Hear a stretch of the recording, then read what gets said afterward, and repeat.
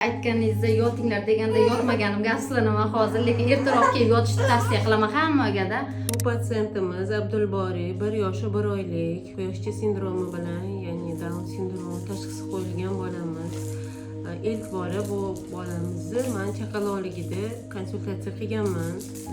Genetik tomondan tasdiqlangan diagnozi va onalariga aytganman klinikamiz to'g'risida bir necha bor bolani gospitalizatsiya qilsa, ya'ni yotqizib davolasa, mana shunaqa bolalarda juda yaxshi natijalar ko'rmoqdamiz deganman.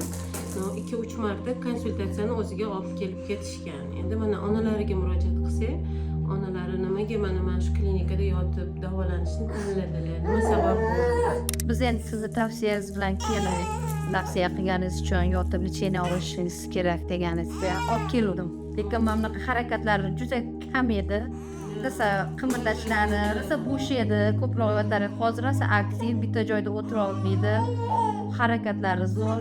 O'tirmasa edi, yuvamni yostiqlar qo'yib qo'yar edim atroflariga. Hozir o'zi o'tirib, samosayatini o'zi o'tirib yemaklashga harakat qiladi. Rosa xursand bo'ldik. 5 kunda уже orqaga 2-3 qadam emaklab to'g'rilab turib berdi 5 kunning o'zida. 5 kunda уже natijani sezdik-da, rosa xursand bo'ldik. So'zlar chiqyapti, sekda. Bitta so'z edi, hozir 5-6 so'zlarni logopedlar shug'ullanib. Mana Juda ko'plab quyoshcha, ya'ni Down sindromi qo'yilgan bolajonlar bor. Ota-onalar bu tashxis qo'yilgandan keyin ko'pchiligi tushkunlikka tushib qoladi. Shunaqa farzandi bor, ota-onalarga nima degan bo'ladingiz o'zingiz mana? ertaroq kelib yotishni tavsiya qilaman hammagada. 1 yoshda kelgan bo'lsak ham, lekin natija zo'rda, 5 kunda. Rosa xursand bo'ldik.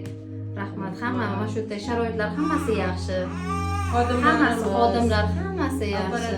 Apparatlar hammasi vaqtida qilinyapti. Massaj, elfikalar ham, logopedlar ham hammasi yaxshi, rosa yaxshi.